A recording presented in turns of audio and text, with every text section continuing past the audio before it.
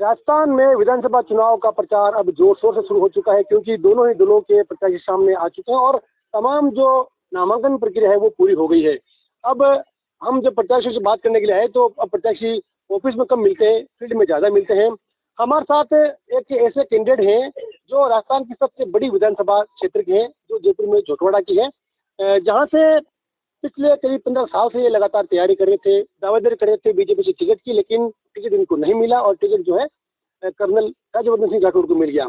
तो इन्होंने दावेदारी ठोक दी है दोबारा से बागी बन करके। इनका नाम है आशु सिंह सुरपुरा।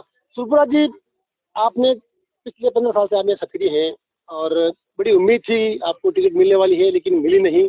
काफ़ी निराशा लगी आपको? नहीं, निराशा नहीं है। मतलब पार्टी का गलत डिसीजन हुआ है और निराशा मुझे मेरे लिए नहीं हुई। निराशा मुझे जो जनता है, जो त्रस्त है, आज यहाँ जहाँ आप खड़े हैं ये चकवासड़ी जगह है और यहाँ पे लंबे समय से कितने नेता आए कितने गए और यहाँ की जो मंदिर माफी की जमीन है उसमें इनका पूरी खातेदारी जुड़ी हुई है और उसका समाधान 1 मिनट में हो जाए अगर राज में हाथ हो तो। लेकिन राज में हाथ उनको दे दिए जो 15 दिन पहले आते हैं टिकट लेके और पेटियां भर के ले जाते हैं और 5 साल तक नहीं आते हैं। तो निराशा मुझे उस बात से है। निराशा इस पब्लिक को देख कर, जब इनके काम पड़ते हैं तो ये दर दर की ठोकरें खाते हैं, इधर उधर भटकते हैं, लोग फोन नहीं उठाते हैं। जनता फोन करती रहती है, उनको जरूरत होती है, जब न कोई सुख में आते हैं न कोई दुख में आते हैं न संभालते हैं। आज एक बात बताइए, आज ये जो मुद्दा है यहाँ का स्थानीय मुद्दा, ये छोटा सा एक कलम चलाने की जरूरत है। तो मैं तो आज ये चाहता हूँ कि मेरे पास वो ताकत हो और मैं राजनीति में नहीं आना चाहता। मैं तो सिर्फ और सिर्फ सेवा नीति पे चल रहा हूँ और सेवा नीति को बड़े स्तर पे कर सकूं, इसके लिए ये राज की कलम चाहता हूँ। ताकि आज ये जो लोग देखो कितने तरस है, कितना बड़ा गांव है और ये सब लोगों की एक बड़ी समस्या है, 1 सेकंड का काम। और मैं कह रहा हूँ इनको, आज मैंने कहा भी है कि मेरे हाथ में कलम होगी तो निश्चित तौर पे कलम चला करके आपकी समस्या का समाधान करूंगा। ऐसी अनेकों समस्याएं। बीजेपी ने जिस तरह से एक बड़े चेहरे को टिकट दिया है, जो पूर्व केंद्रीय मंत्री रहे हैं, तो आपको लगता है कि वो भारी पड़ सकते हैं, क्योंकि नाम उनका बड़ा है? आपके भारी निश्चित तौर पे। अगर पहली बार आते तो कुछ सोचती जनता। 10 साल दे रखे हैं जनता ने दे रखे हैं, पार्टी ने दे रखे हैं। वो केंद्र में मंत्री बने, उसके बाद में उनके कर्म अच्छे नहीं रहे, काम अच्छे नहीं रहे, जनता के बीच में उपस्थिति कम रही, इसकी वजह से उनको सांसद बना दिया। अब उनकी उपस्थिति और कम हो गई तो इसलिए उनको विधायक के लिए भेज दिया। तो ये तो आप देख रहे हैं कि डिमोशन हो रहा है, कोई प्रमोशन नहीं हो रहा।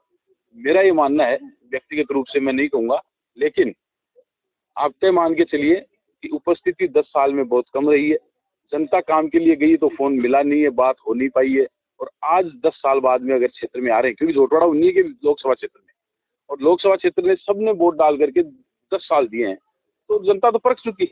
अब जनता देखो बार बार बेवकूफ़ नहीं बन सकती। जनता ठगा महसूस कर रही है पहले ही 10 साल देके।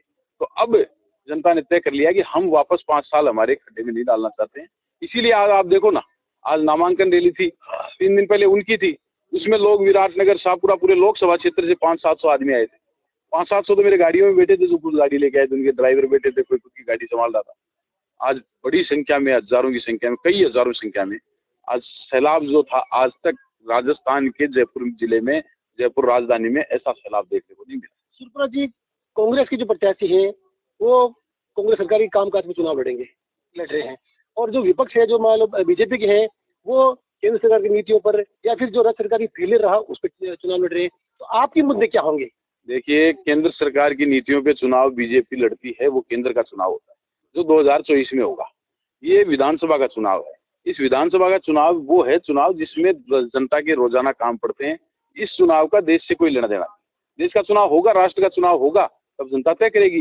ये तो स्थानीय मुद्दे हैं। स्थानीय व्यक्ति चाहिए जो इनके फोन उठाए, काम करे, रात दिन सुख दुख में उपस्थित रहे, वो व्यक्ति चाहिए इनको।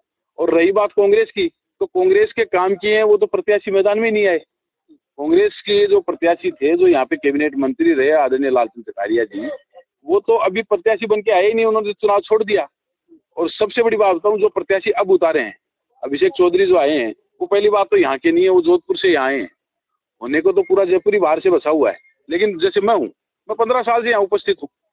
9th क्लास में पढ़ने आ गया था मैं तो। आज मैं तो यही कहूँ, मेरे 3-3 जगह घर बने हुए हैं।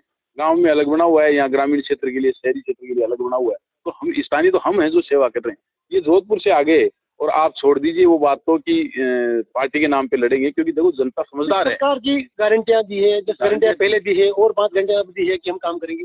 मैं निवेदन कर रहा हूँ, गारंटियां देने वाले नेताजी ने चुनाव नहीं लड़ा इस बार। ये जो प्रत्याशी है, कांग्रेस गारंटी दी है, कांग्रेस ने, कांग्रेस मान रहा हूँ मैं, लेकिन कांग्रेस की गारंटियां नहीं, यहाँ व्यक्ति की गारंटियां चलेंगी। क्यों? क्योंकि जो व्यक्ति आया है वो, आप पब्लिक को जानना तो छोड़ दीजिए, अगर आप कहें कि 41 पंचायतों के नाम बता दीजिए, अभी आप पूछ लीजिए इंटरव्यू लेके, अब हो सकता है 2 दिन में रट के आ जाएंगे। बाकी आज पूछ लो इस गांव का नाम कहाँ है, कौन से उसमें पड़ता है, पता ही नहीं है। और क्षेत्र में देखो, मैं कह रहा हूँ आदमियों को जानना बहुत जरूरी है। बूथ पे कार्यकर्ता और कांग्रेस के जो लोकल यहाँ के जो लोग हैं ना, उनका भी ये मानना है, जैसे ये सीट जाट समाज के पास में थी, तो जाट समाज के लोग भी जो नेता हैं, स्थानीय नेता, वो नाराज है कि बोला हम जाट नहीं थे क्या, आपने जाट को टिकट दिया है तो वो जाट नहीं है क्या। और दूसरा मुद्दा ये था कि कांग्रेस कार्यकर्ता को दिया है, तो कांग्रेस के तो बहुत पुराने कार्यकर्ता बैठे, उन लोगों को दरकिनार करके जोधपुर से आप लोहावट से, फलोदी से उठा के लाए हो, उसको तो स्वीकार ही नहीं कर रही जनता। आप मान के चलिएगा, दोनों पार्टियों के पास में 30-30 हजार वोट पार्टी के हैं, उसके अलावा 1 वोट व्यक्तिगत रूप से नहीं आना, इतना मान के चलिएगा। जोटवाड़ा से बागी उम्मीदवार आए नहीं है। बागी नहीं हूँ मैं तो जनता की लड़ाई लड़ रहा हूँ, मैं तो जनता का उम्मीदवार हूँ। बागी तो जो जीते वो दलों के जीते हैं, ऐसे कर रहा हूँ। हाँ, मैं समझ रहा हूँ आपकी बात, मैं आपकी बात समझ रहा हूँ। मेरा ये कहना है, देखो जयपुर जिले में बहुत सी सीटें ऐसी हैं जो निर्दलीय के रूप में जीती जाती है। शाहपुरा भी जीती थी, आपकी आमेर भी जीती है, दूदू भी जीती है, बस्सी भी जीती है, और भी आप जानते होंगे काफी सीटें हैं। और हर बार 20 से 30 सीटें जीत के आते हैं ना, वो सीटें वो जीती जाती हैं जिसमें जनता समझदार हो जाती है। जनता को पता चल जाता है कि अपने को व्यक्ति चाहिए या सिंबल चाहिए। और जोटवाड़ा की जनता तो इतनी जागरूक है, मैं आप मानोगे नहीं, मैं सुबह शाम तक 50-50 प्रोग्रामों में पहुंचने की कोशिश कर रहा हूँ, फिर भी नहीं पहुंच पा रहा। आप देखिए आधे घंटे के ऊपर मैं पहुंचने की कोशिश कर रहा हूँ, नहीं पहुंच पा रहा हूँ। 3 घंटे सो पा रहा हूँ। इतना लाड प्यार सम्मान आशीर्वाद आज जनता दे रही थी, ये उनकी समझ है। वरना निर्दलीय प्रत्याशी को तो एजेंट ही नहीं मिलते बैठने के लिए। अब स्थिति यहाँ उल्टी हो रही है, यहाँ पे दोनों पार्टियों के प्रत्याशी, उनके पास में 347 बूथों के ऊपर 700 आदमी खुद के नहीं है बैठने के लिए। अब आपके मेन प्राथमिकता क्या रहेगी कि भी मैं एमएलए बनूंगा तो जोटवाड़ा क्षेत्र में ये काम है जो मुझे करने हैं? शहरी क्षेत्र के लिए मैं कहूँगा सबसे बड़ा मुद्दा है पृथ्वीराज नगर में हाई टेंशन लाइन का नियमन नहीं हो पा रहा है। 2012 के बाद में कनेक्शन नहीं हो पा रहे हैं। लोग 10 साल से, पिछले 10-11 साल से अंधेरे, अभी और रोक लगा दी, अभी रोक लगाई थी कोर्ट ने। तो ये इतना बड़ा मुद्दा है, इससे इतने लोग प्रभावित हैं। बेचारों ने पूरे जीवन भर कमाई की पूंजी की रही है, वो एक प्लॉट लेके बैठे थे, उनके पट्टे नहीं मिलते। सीवरेज लाइन का है और है, पट्टे मिलना है। आगे आपको मैं बताऊं, सबसे बड़ा मुद्दा जो है सैटेलाइट हॉस्पिटल का। आज ये पूरे ग्रामीण क्षेत्र, आज कुछ भी होता है, कोई एक्सीडेंट होता है, हाईवे है ये, चारों तरफ हाईवे है 2-3, कहीं भी एक्सीडेंट होता है तो लोगों को एसएमएस हॉस्पिटल पहुंचने में 3 घंटे लग जाते हैं।